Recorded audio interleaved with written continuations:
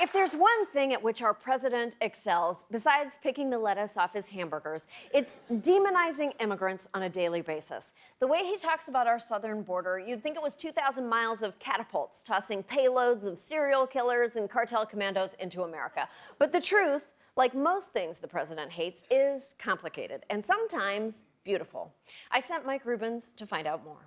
When it comes to the southern border, Fox News has done their best to calm our fears. Crisis at our southern border. A lion that's at our doorstep. The dangerous territory is all of Mexico. P.S. Tune into Fox's delightful new travel show, Don't Go There with Lou Dobbs.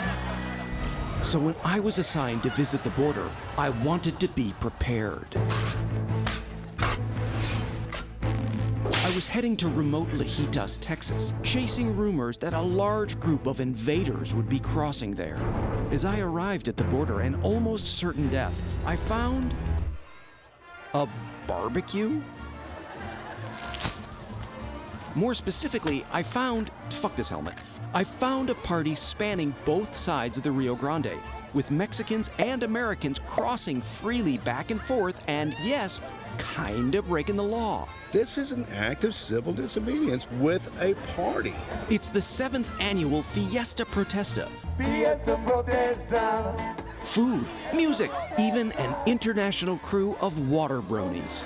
It's one day a year that reunites a community and families split when the border was closed after 9/11 by the guy who used to be our worst president. If you've never seen the togetherness, then you wouldn't notice the separation. We used to play softball against each other. We were integrated as a community.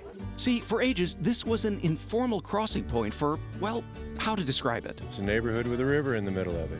Yeah, that. No había escuela en México, so cruzábamos todos los días para la escuela interlingua. These sisters went to school here, and in turn, Americans crossed constantly to shop at their family's store. Háblame un poquito sobre esta comunidad.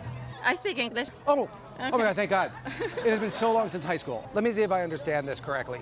Every day, you would invade this country, go to high school, and then you just return home.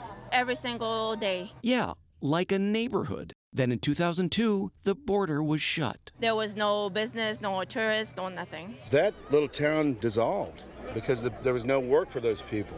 I know a guy that used to work in the kitchen at the Starlight Theater. Yeah. Now he's over in St. Carlos and he works at a lead mine and he makes about $20 a day. He works in a lead mine. Works in a lead mine. A lead mine. On a list of the most desirable jobs, lead miner ranks way down, just above zombie fluffer. So if crossing here is now illegal, how does this party work? Here's an explanation from this friendly rabbi. As long as we stay close to the banks of the river, the Border Patrol has been happy to stand back and watch that happen. And they were definitely watching. They're over there? Oh, yeah. Right there? Oh, geez, they're over there. Yeah, they're hey, right guys. And what did they see?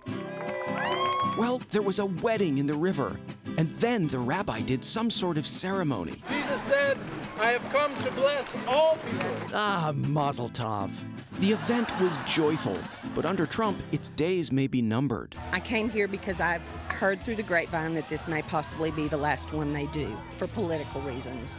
I'm not necessarily pro let everybody come over here, but I think that we have gone completely beyond the limits that are necessary for what's going on. These people just want to see their families.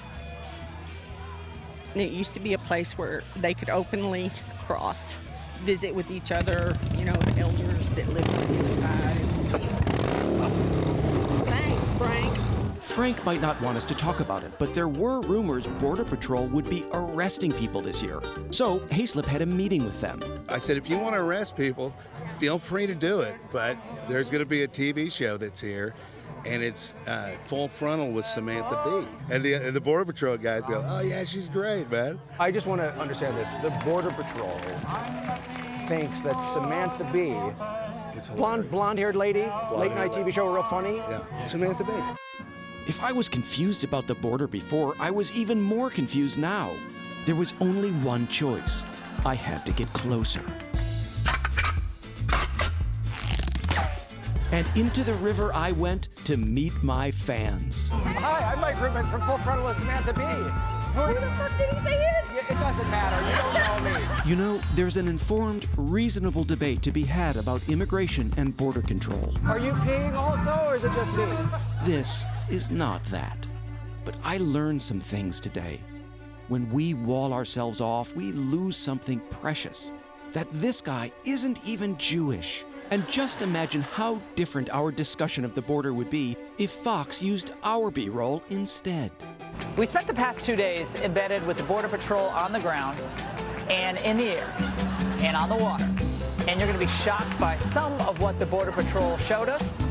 And here's just a little of what we were able to see for ourselves.